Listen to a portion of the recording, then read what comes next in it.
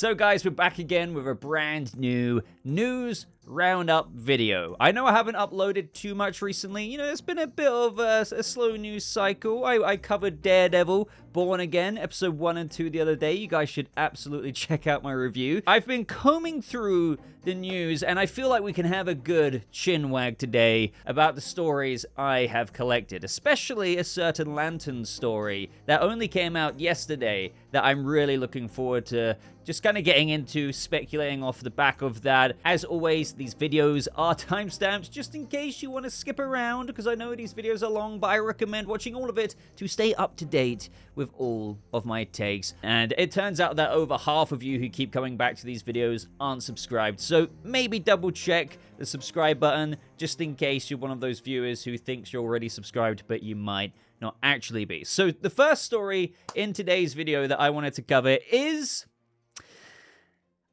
I guess you could say, an unreliable one, because I don't want to sound like a hypocrite, because I have doubted, you know, IMDb. Because if there's one thing that I've tried to not roll my eyes at, but is when a bunch of people over the years have been like, hey, Boba, did you see that, you know, Joaquin Phoenix was added to the Batman Part 2's cast on IMDb? And I'm like, do you really think that he's gonna, like, Barry Keoghan's Joker's gonna, like, morph into Joaquin Phoenix's Joker? It's stuff like that where you kind of look at IMDb and it's like, for crying out loud. However, IMDb does legitimately have, like, legitimate additions to the cast, the crew, and stuff like that, because you do have the agents, the managers, to whoever else actually adding to it, so you can't always tell. But for example, Mark Strong being put as Carmine Falcone a long time before the Penguin even came out turned out to be true.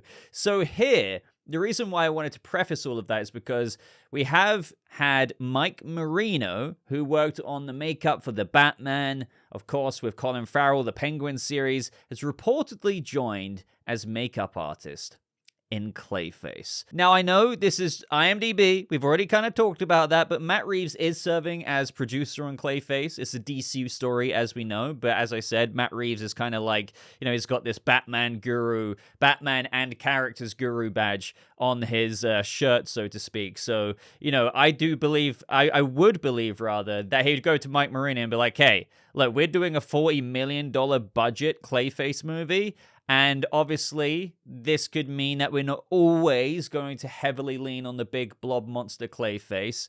And hey, would you like to do some of the beginning stages of Basil Karlo, let's say, descending into this, you know, body horror mode that we know Mike Marino will bring out so well? So let me just kind of tangent about this for a second. I am so excited for Clayface for this reason. I know, actually, hearing something like a $40 million budget makes some people be like,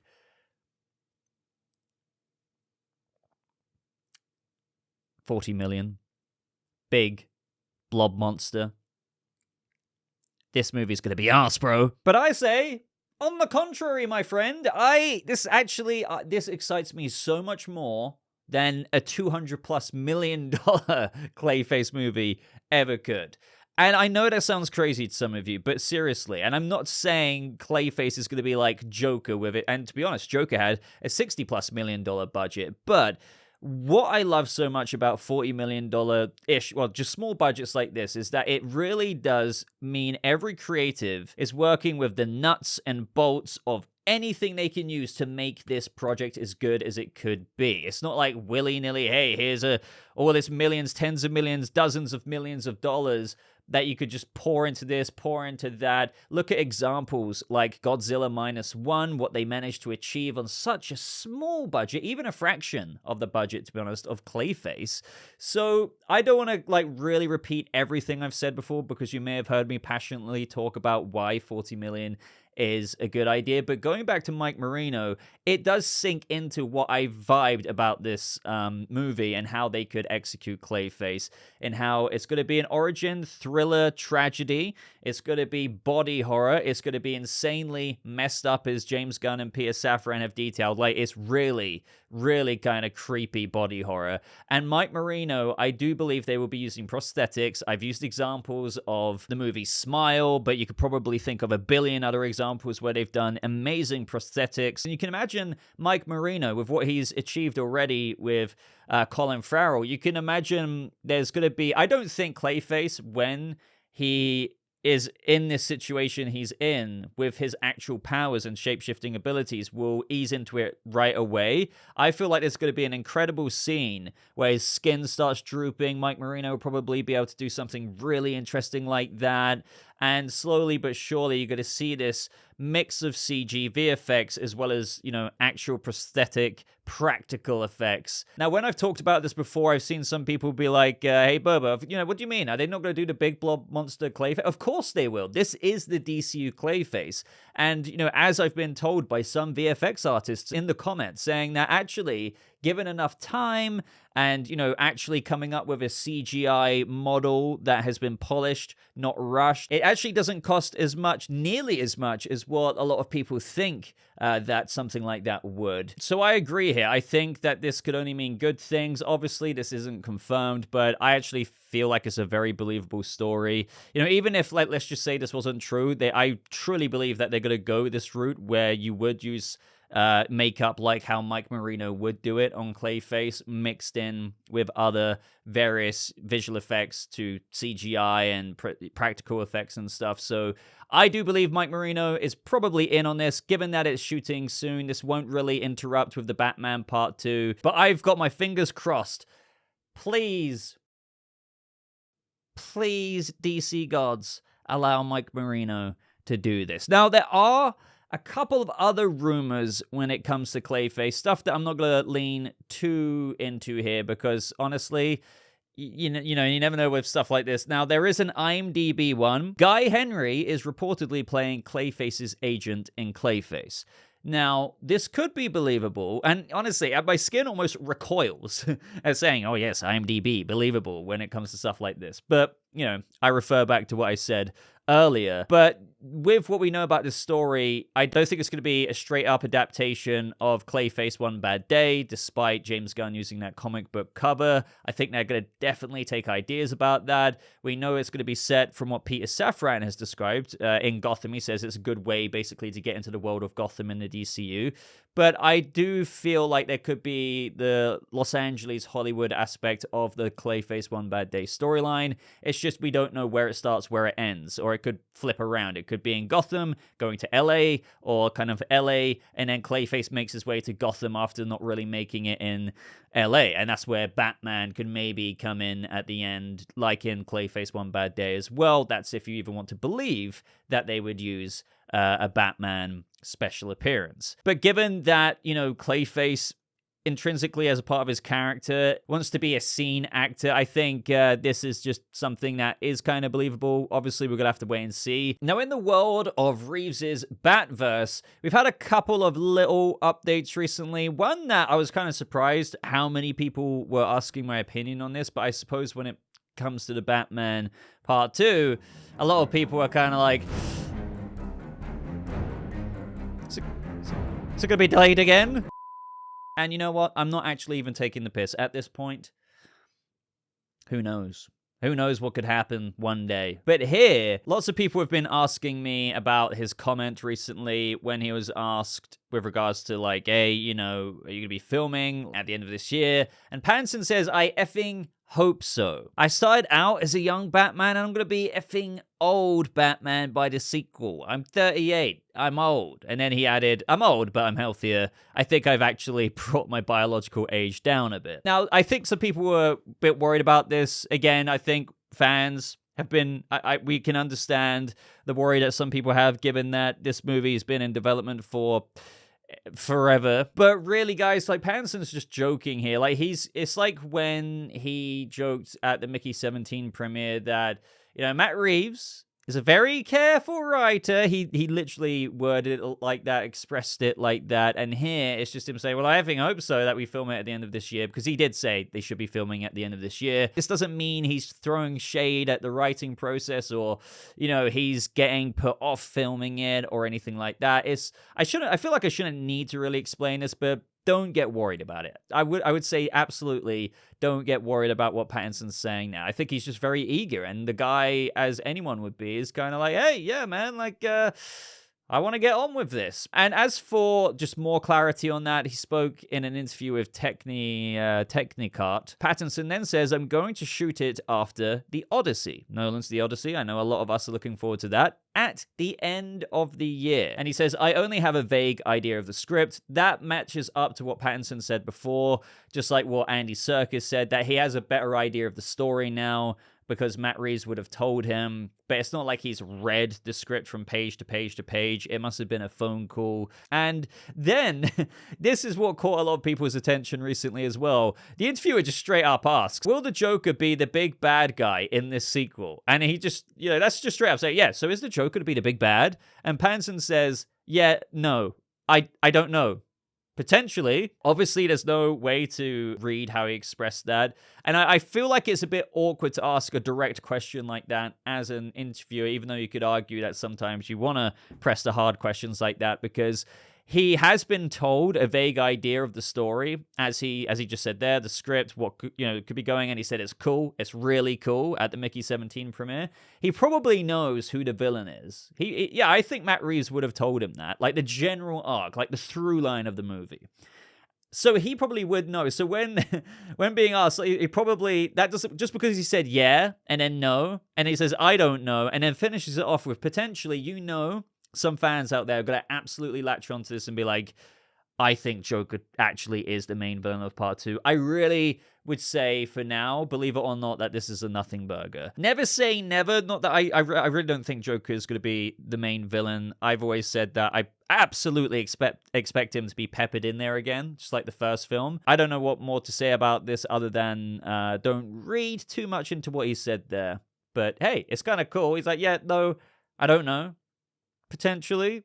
Now, out of all the stories in today's video, this one, even though it's so fleeting and arguably crumbs, and I'll take it. I said that on Twitter. I was like, hey, some decent crumbs, I'll take it. It really gets me going in terms of just stuff that really makes me see the vision for Lanterns even more in a pleasantly surprising way as well. And I know that sounds crazy, but before I get ahead of myself, let's actually read out what it is. So Porna Jaganathan, who is playing Zoe, I believe the wife to Garrett Dillahunt's William Mason, the conspiracy-minded man in this town with the community secrets that are emerging. Is like weird crap going on there. This is the town where the murder's happening, and, considering ancient terrifying horror, breathe. An ancient terrifying horror is emerging. She probably knows what's going on in the script. And she really does, by the way. She was gassing it up quite a bit. And she says, Lanterns is a superbly written script, and my character is superbly drawn out. I have to do very little work. I just have to get out of the way of the script to make Lanterns work. But the way I describe every character, it's all of the characters you love and the Lanterns and the Guardians and the Sinestros. All that world is still intact, and yet everyone is presented as hero and villain at the same time, and that's what makes the writing so complex and so layered and so beautiful. Now, this is what I mean by crumbs. It's like with just a little bit of stuff there, I'm like, okay. And I think it's a weird situation. And what I mean there is that it kind of contributes to the debate over Lanterns a little bit, because just hearing that, okay, well, let's talk about this. Guardians. Okay, so there's going to be a Guardian or Guardians in the Lanterns series. Some people might be like, why is that surprising? But you would have thought in Lanterns that, it's freaking space opera level kind of thing, potentially, that there would be Guardians in it. But I think, with the whole grounded, true detective vibe, and what people are, really hardcore Lanterns fans are concerned about is that they're going to neglect a lot of that. Some people have described it as being embarrassed to, are they going to be embarrassed rather to embrace that side of it? And I've never really looked at it that way. I've always tried to stay optimistic and be like, imagine True Detective, Matthew McConaughey and Woody Harrelson, but like that kind of gritty, grounded, messed up kind of like detective horror story in a way. Like things get scary but serious. But they're still wearing lantern rings. They're not going to neglect that. There's still going to be constructs. It's still in the DC universe, in a connected universe where you have Crypto, the Superdog, flying around. So they're not, I don't think they're going to be embarrassed about that. But I have to admit, it is kind of refreshing and almost odd for me to know that there's going to be a Guardian in it, which again, I think perpetuates that conversation because I shouldn't be, but I felt like because in Lanterns, I've always described it as it's going to be, 2 space cops on Precinct Earth. I'm fascinated as to why they haven't got the FBI or the CIA involved to investigate this case, but it's rather, or whoever would handle that, but they've brought in Lanterns. That's mad. So, I know people have issues with that. Like, why are they on Earth investigating this? Well, obviously, there's going to be a good reason for it. But the reason why I kind of preface it by saying that is because I didn't expect them to go off of Earth, like fly to Oa, and back kind of thing like that. I thought at best there'd be a bit of liaising. And maybe that's what this is. So, before we get to the whole Sinestro's comment, she says Guardians. I don't think she would. So I've got an opinion about the Sinestro's comment, which isn't as optimistic. But the Guardians thing, I don't think she would have said that unless there was kind of like some kind of Guardians thing happening.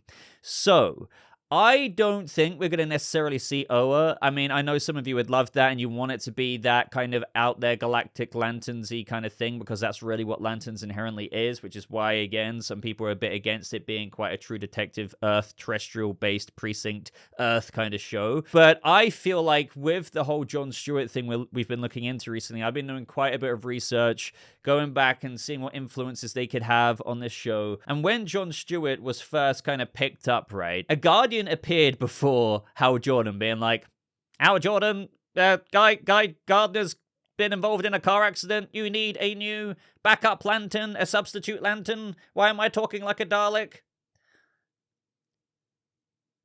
But jokes aside, really here, that was kind of the case, right? I'm not saying again, adaptations, don't copy and paste. I'm not saying Guy Gardner's going to be injured or whatever, or even killed off in Superman. What I am saying is, though, I wouldn't be surprised, as per what we've heard, Jon Stewart is a trainee. Hal Jordan is a Lantern legend, and he's near retirement, as described in those latest interviews.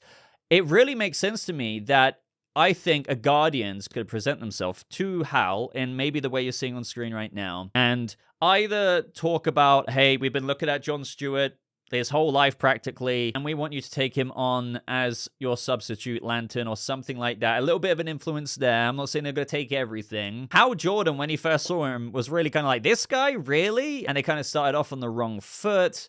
Hal viewed it as, John had a chip on his shoulder. And I really feel like they're going to borrow from that. Like, I would be willing to bet at this point. I just feel so confident about it. Then the first 2 to 4 episodes, again, quite obscure and broad there. I feel like there's going to be a bit of like, Hal maybe looking at John, like, I don't know, man, but he's going to reprove to him, and they're going to get this mutual respect at some point. I'm already going off into discussion series video levels of talk here, but all I'm trying to say is I wonder if a Guardian appears that way to Hal Jordan about Jon Stewart. Maybe that's why he's not wearing a ring right away as well in that photo, although that whole ring situation could be about anything. Also, a Guardian could just appear to Hal Jordan and Jon Stewart, or just Hal, to go get John, but I want you both to look into this murder in the American heartland. Like, what would warrant Lanterns to go and investigate a murder on Earth in a town in Nebraska? So let me know what you think of that. Again, maybe no Oa, but that doesn't stop like a freaking little Guardian being like, hey, Hal, I got an investigation for you. But as for Sinestro,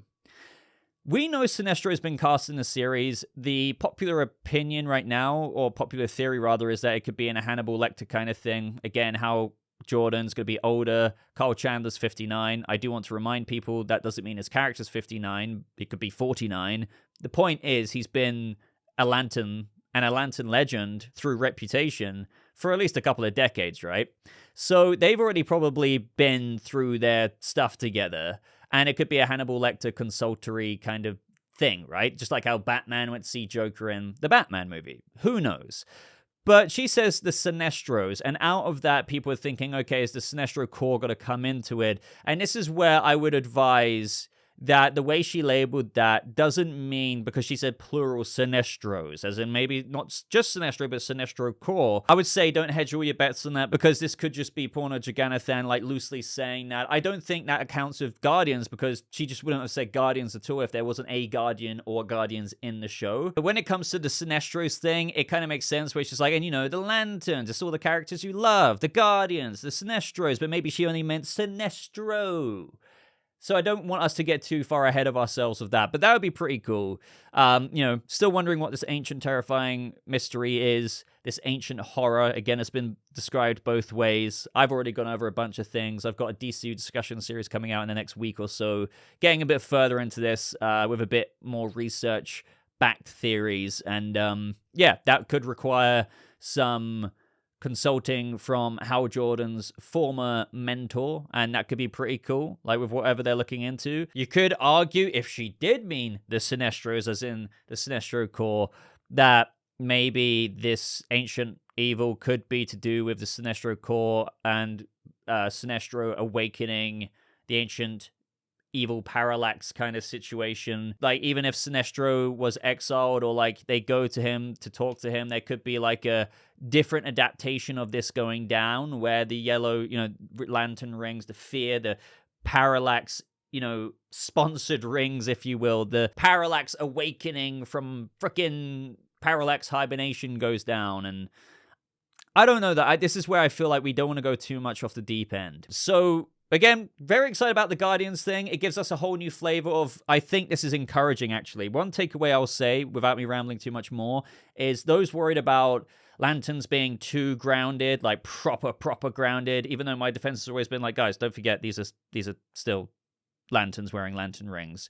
They've now mentioned Guardians. So, like, come on. Like, this is still within the DCU. They've got Guardians, lantern rings. And one other thing to reassure people with that, again, put the Sinestro thing aside, would love your thoughts on that, though, is what released when we got that production photo on the Warner Brothers Discovery website, which I didn't read out at the time.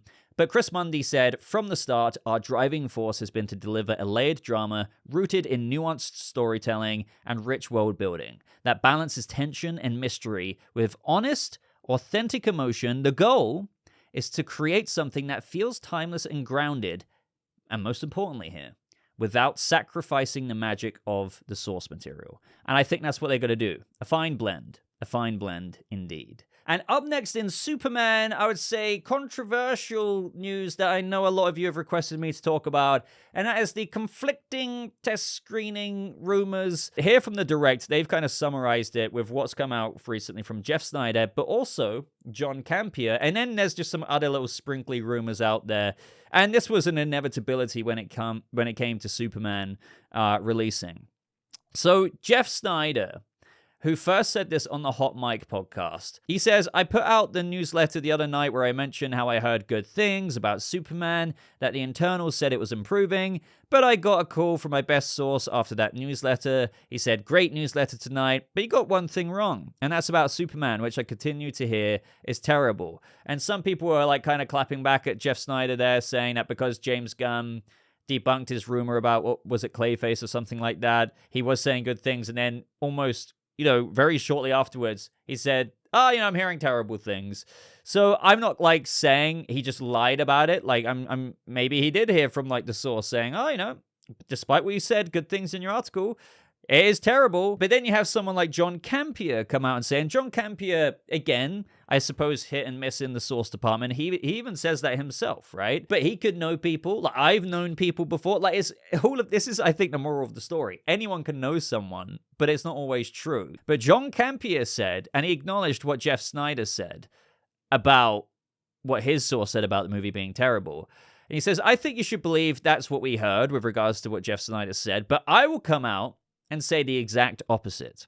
I've heard it's tremendously good. I won't say who I heard that from, but I'm not a scooper, so take that for what you will. I've heard it's actually very good." And I basically agree, and this is what I want to come out of mainly this segment of the news roundup, is what Campea said, and as the director continued to say. But I would disregard what I just said, and I would also disregard anything else about test screenings, and I'm hearing from this person, and I'm hearing from that person, because you never know who that person is hearing it from. So look, at the end of the day, when it comes to the test screening rumors, people are going to hear what they want to hear. But I think people just take such and latch onto this because everyone has their own narrative. And I'm not trying to stir the pot for anyone, but whether you're more positive, that might be a narrative, right? Whether you're more negative, like you hear what you want to hear, and it quite often contributes to your own confirmation bias about something, which is why I personally, and I always advise, and I'm not saying I'm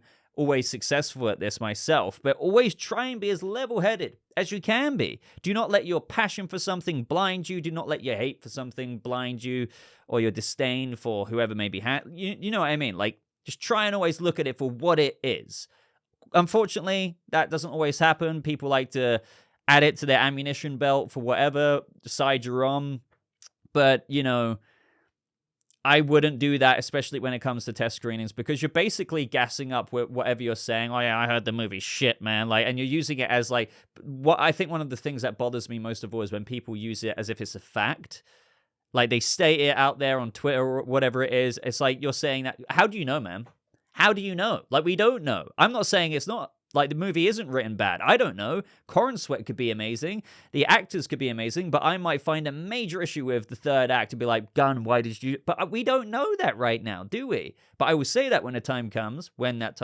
Hopefully that won't be the case. I want it to be good for everyone. But I think people are latching onto this quite a bit because at the end of the day, recently Gunn did say, after that DC Studios press address, that we've done screenings. We've done real screenings. Definitely learning stuff all the time. Definitely editing and making little changes. You know, we might shoot a couple little tiny things and whatnot. So that's why I think people are like, well, if they've done real screenings, there is actual real possibility that these details can ultimately leak to insiders, right? Those are my thoughts on the test screening rumors. I would just honestly not really listen to them unless, I don't know how to put it, like, unless Deadline legitimately, or the Hollywood Reporter, like, put out blah, blah, blah, exclusive, Superman test screening, like, we've heard, like, trust me, our source, like, we wouldn't have put this article out there otherwise, you know, unless we were that confident. We were hearing bad things. That's where I would be like, look, guys, I can't really be skeptical about this one. So, you know, for now, until something like that happens, I would just be like, okay. Doesn't really prove anything for now. But moving on to the Gunn and Safran side of things, we have a little bit of an update, kind of. Don't get too excited here, but on the Superman lawsuit. So from Variety here, Warner Brothers moves to throw out Superman's suit over foreign copyrights. Warner Brothers Discovery and DC Comics have moved to throw out the lawsuit over copyrights to Superman in foreign territories, arguing the issue has already been exhaustively litigated. Now, as we know from the beginning of the story, they were seeking to invalidate the studio's copyrights under the laws of the United Kingdom, Canada, Australia, and Ireland. If successful, the lawsuit could interfere with the release in July of Superman. In a motion to dismiss filed Wednesday, Warner Brothers noted that the courts have repeatedly rejected Peary's claims, finding that his mother, Jean Peavy, signed away all rights to the Superman character after Schuster's death in 1992. Either way, you can read this story for yourself. It goes on to kind of go back and forth a little bit, but they're kind of like trying to file that motion and be like, hey, look, at the end of the day, this has been litigated an insane amount of times before. It's brought up again, and not only that, we found something here that says that, you know, the relative signed any and all, quote, as in any and all, end quote, Superman rights to DC with no exceptions. So, like, I think this is why, you know, when people first heard about this, they were like, look, this is not really going to amount to anything. It might be a thorn in the side, a pain in the ass. If it does get a bit spicy, it's going to suck regardless with regards to how Warner Brothers would maybe lose money through settling. And that's still an L because, you know, that's money, right? You know, you could take that as a loss for Superman, even though it's not, you know, the movie releasing and not doing good. It's just still an expense that you didn't want to have to deal with. But we're going to have to wait and see ultimately still where this pans out. But this is the first update we've had since that lawsuit was first filed. So guys, unless you've seen Future Boba, that is basically everything I want to talk about in today's video. I'd greatly appreciate a like, especially if you're one of the real ones who made it this far. Of course, consider subscribing for more updates, reviews, breakdowns, just like this. And hey, check out my Daredevil review if you haven't done so already. Would love some more of your opinions if you're a fan of Daredevil on that video. But until next time, ladies and gentlemen, just appreciate you watching. Thank you so much for your support. I hope you have a lovely rest of your day. And I'll see you fellow people of the DCU in the next video. Goodbye.